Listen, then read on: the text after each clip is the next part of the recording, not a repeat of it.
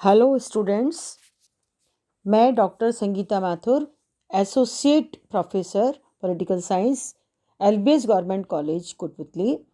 आज BA part first के students को भारतीय राजनीतिक विचारक में राजा राम मोहन राय के धार्मिक और सामाजिक विचार पढ़ाऊंगी।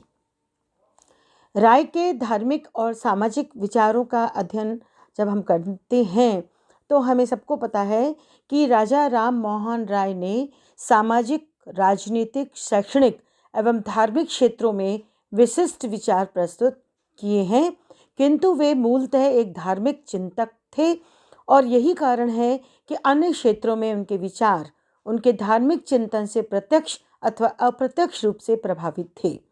अतः यह कहना उचित होगा कि उनके समस्त चिंतन में उनके धार्मिक विचारों का केंद्रीय स्थान है। संक्षेप में हम उनके धार्मिक विचारों को इस प्रकार से स्पष्ट कर सकते हैं। सबसे पहला हम देख सकते हैं कि उन्होंने एकेश्वरवाद का समर्थन किया था, अर्थात राय के समस्त धार्मिक चिंतन का केंद्रीय तत्व एकेश्वरवाद का सिद्धांत है। अर्थात उनका मत था कि संपूर्ण सृष्टि में एक ही आध्यात्मिक सत्ता व्याप्त है जो अपनी प्रकृति से सत्य, सर्वोच्च, निराकार व चैतन्य है और सबके लिए मंगलकारी है।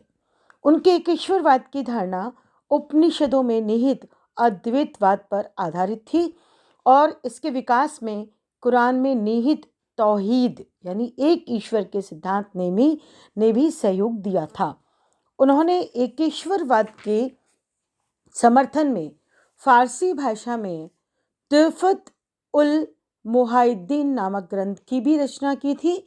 राय द्वारा एकेश्वरवाद को अपनाने का यह स्वाभाविक परिणाम निकला कि उन्होंने एकेश्वरवाद से भिन्न धार्मिक मान्यताओं से असहमति प्रकट की। इसी आधार पर उन्होंने बाइबल में निहित त्रिमूर्तिवाद या त्रिदेववाद अर्थात ईश्वर, पुत्र व शैतान से असहमति प्रकट की और पौराणिक मत हिंदू धर्म की अलिखित मान्यताओं को अस्वीकारा, अर्थात मूर्ति पूजा, बहुदेववाद, अवतारवाद आदि। अगर हम दूसरे धार्मिक विचार के अंतर्गत देखना चाहें पॉइंट को, तो वो है कि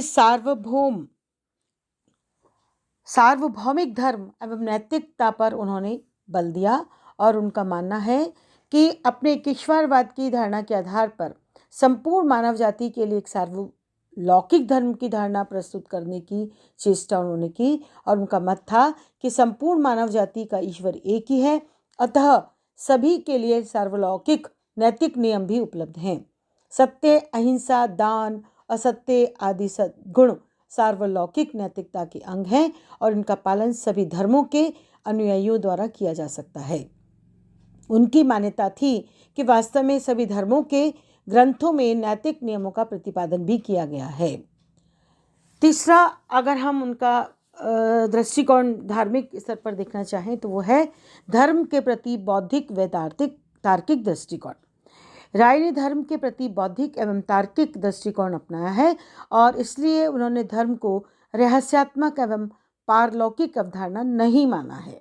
उन्होंने धर्म को एक इहलौकिक आवश्यकता के रूप में स्वीकारा है और इसकी सामाजिक उपयोगिता एवं महत्व पर विचार किया है। उनका मत है कि अतीत में धार्मिक सिद्धांतों की उत्पत्ति किसी समाज में प्रचलित संबंधों की रक्षा के लिए हुई थी। धार्मिक सिद्धांतों ने व्यक्ति की संपत्ति के अधिकार तथा व्यक्ति के आचरण को नियमित एवं संतुलित किया है। धर्म एवं समाज का परस्पर इतना घनिष्ठ संबंध है कि वे लगातार एक दूसरे को प्रभावित करते रहते हैं। जब धर्म का रूप विकृत हो जाता है तो समाज का भी पतन हो जाता है। इस स्थिति में समाज के पुनः उत्थान के लिए धर्म में सुधार की आवश्यकता होती है। इस दृष्टि से उन्होंने भारत में धार्मिक सुधारों की आवश्यकता पर बल दिया और राय का मत था कि मैं इसे अनिवार्य मानता हूँ कि कम से कम उनके यानी हिंदुओं के राजनीतिक लाभ तथा सामाजिक हित की दृष्टि से उनके धर्म में कुछ परिवर्तन होने चाहिए। नेक्स्ट पॉइंट हम ले सकते हैं वो है धार्मिक सहिष्णुता का समर्थन। राय ने सभी धर्मों का मूल तत्व उनके कर्मकांड एवं पौराणिक कथाओं को नहीं माना है। उनका मत था कि सभी धर्मों का मूल भाग उनमें निहित दार्शनिक तत्व होता है जो सार्वभौमिक नैतिक सिद्धांतों पर बल देता है। अपने इस रूप में सभी धर्म मानव मात्र की एकता एवं भाईचारे पर जोर देते हैं। इस प्रकार सभी धर्म अपने मूल रूप में मनुष्यों को जोड़ने का कार्य करते हैं, न कि उनमें परस्पर वैर भाव उत्पन्न करने का। राय ने एक ईश्वरवाद के आधार पर भी इस सत्य को प्रकट किया कि सभी मनुष्य एक ही ईश्वर की संतान हैं और इसलिए उनके बीच प्रेमपूर्ण संबंध ही होने चाहिए। अपनी इन मान्यताओं के आधार पर राय ने धार्मिक सहिष्णुता के सिद्धांत पर अत्यधिक बल दिया। उन्होंने एक धर्म के अनुयायियों द्वारा अन्य धर्म की कटु आलोचना की परंपरा का विरोध किया और सभी धर्मों में निहित विवेकपूर्ण सिद्धांतों को अपनाने की आवश्यकता को प्रकट किया। उन्होंने धर्म परिवर्तन कराने की नीति को धार्मिक सहिष्णुता के विरुद्ध माना और ईसाई मिशनरियों द्वारा हिंदुओं के धर्म परिवर्तन के प्रयत्नों को अनुचित बताया। इसी प्रकार उनका मानना था कि परंपरागत हिंदू धर्म में सुधार होना चाहिए, यानी उन्होंने सुधारों पर बल दिया। और राय ने हिंदू धर्म समुदाय के सामाजिक, आर्थिक एवं राजनीतिक पतन का एक मुख्य कारण हिंदू धर्म में उत्पन्न दोषों एवं कमियों को माना और उनका मत था कि पुनः हिंदू धर्म के शुद्ध रूप की स्थापना की जानी चाहिए तथा उसमें मूर्ति पूजा, बलि प्रथा, सती प्रथा, अवतारवाद आदि के रूप में जो विकृतियां आ गई हैं उनका अंत किया जाना चाहिए।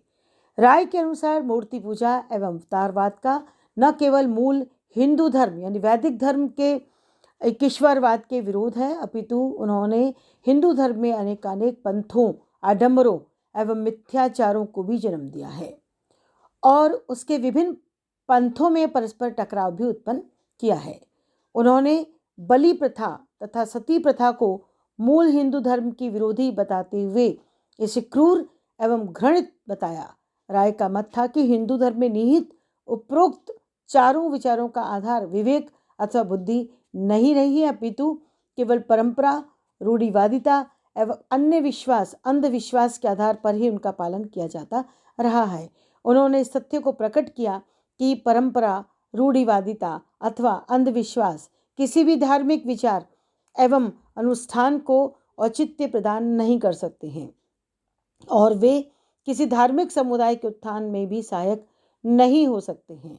इन धार्मिक कुरीतियों एवं अंधविश्वासों के लिए उन्होंने उन पाखंडी ब्राह्मणों को दोषी ठहराया जो शुद्ध हिंदू धर्म की जानकारी रखने के बावजूद केवल अपने स्वार्थों की सिद्धि के लिए इन्हें बढ़ावा देते हैं।